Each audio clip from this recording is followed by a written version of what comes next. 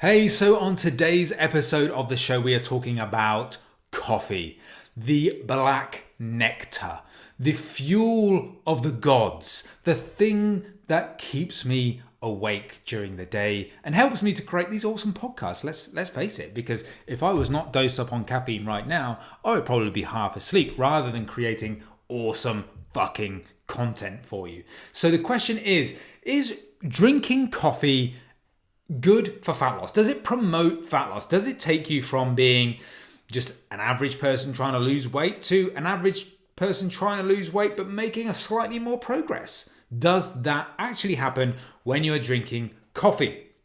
Now, this came from a question from a follower on Instagram who specifically asked, is it more beneficial to have black coffee while training for fat loss? Now, again, like that question, you could kind of take that in a few really specific ways. So like black coffee, so is it having milk? Does that affect it? And then having it while training, is that during a training session? So on and so forth. So I kind of stripped this one back and thought, okay, does drinking coffee in and of itself help promote fat loss? That's what we're going to go with. Now, caffeine, i.e. which comes from coffee, if those of you have basically been under a rock for the last 40 odd years, whatever, then caffeine is a supplement that is beneficial for fat loss. Not hugely. So when we strip things back and go right back to basics, we're still thinking about energy balance, we're still thinking about macros, we're thinking about sleep, we're thinking about timing of your nutrients, you're thinking about what foods you're having, either the nutrient content of those foods, fiber. Then you're starting to think about supplementation right at the end.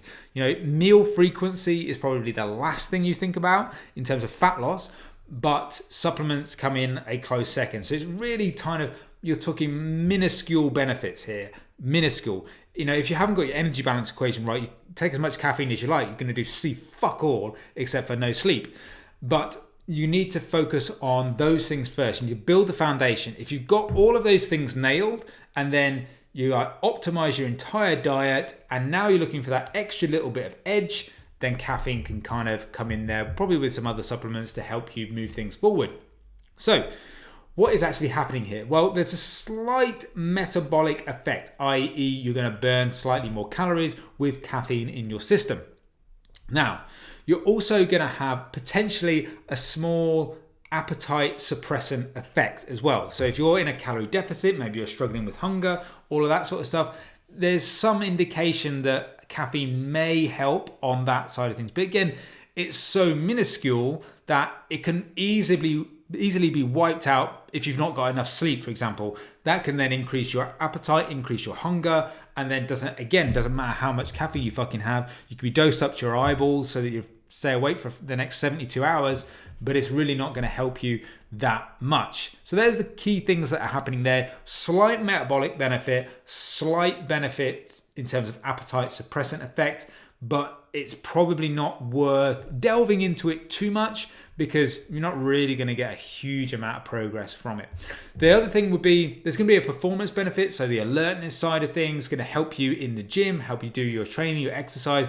So maybe you could extrapolate from that you might burn a few more calories while you're training. You might push a little bit harder in the gym, which helps you build more muscle and so on and so forth.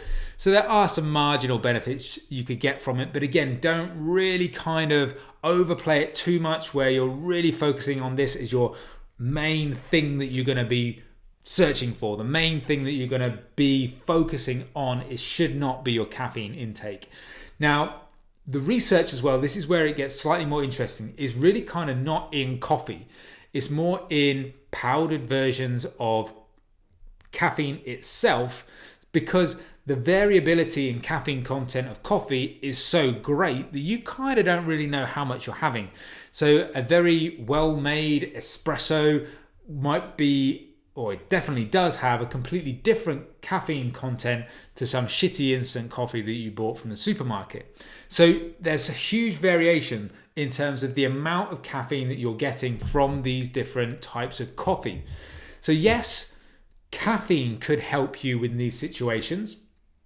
Coffee Well, it depends. It depends on what you're having, the quality of the coffee, how strong you make it, and therefore how much caffeine you're deriving from that source of your caffeine.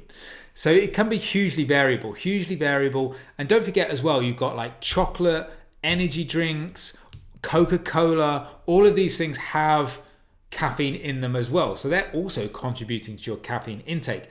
And that kind of leads me on to, well, how much caffeine do you need to be having in order to get some benefits? Now, generally speaking, you'd hover anywhere between 2 milligrams per kilo per day to 6 milligrams per kilo. Now, like the 6 milligrams per kilo is probably like the highest you'd ever want to go, because you can then start drifting into some like health implications, potentially, if you're drifting too high on the caffeine. So always keep within that sort of range, 2 milligrams to 6 milligrams per kilo per day. Now, to give you an example of that, maybe like an espresso has around like 70 to 80 milligrams. So if you think about that, maybe if you've got, I don't know, 140 to 500 and something milligrams is your broad range, you're talking anywhere between like 2 to 4 5 espressos per day. That's kind of how you can kind of rationalize it into your coffee intake. Now, therefore, it's really up to you how you decide to change up your diet to suit that kind of recommendation. Okay, firstly, what type of coffee are you having at the moment? How much are you drinking at the moment? Does it therefore mean that you need to supplement with caffeine? Don't forget also, if you're having pre-workouts, that's probably got a boatload of caffeine in it. So really, is your natural intake already putting you at this 2 to 6 milligram limit, and therefore you don't really need to worry about it? You're already doing what you need to do in order to get benefit from caffeine.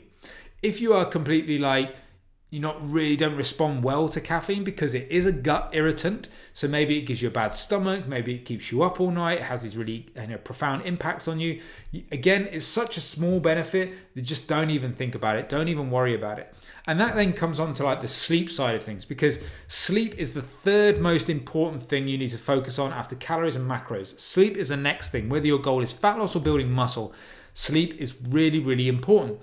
So if you're training later in the day and then you're dosing up on caffeine, which probably has a half-life of around 4 to 6 hours, then are you compromising your sleep by having a boatload of fucking caffeine and stimulants that are really keeping you awake and preventing you from having quality sleep, and therefore impacting your progress way more than any benefit you're getting from that caffeine? So really, for me, caffeine supplementation comes down to the individual, comes down to the circumstances, the lifestyle, and all of those different things. And just never forget that it's not this huge benefit that you're going to get from it. It's marginal at best. So don't feel like you're making, detrimental to your progress if you're not having this. That's kind of where I would kind of focus in on. And then to answer the question, like, is black coffee? Well, having milk is really not going to do anything in terms of washing out of the benefits of the caffeine and things like that. Would you have it during a training session? Probably not, because you're going to want about an hour for it to actually take effect anyway. So yeah, milk in your coffee, wouldn't worry about that. And in terms of whether you should have it while you're training, probably not. Before you train would be most advantageous. That would be kind of how I would set things up. So hopefully that answers some of your questions around coffee, promoting fat loss, and the impact of caffeine.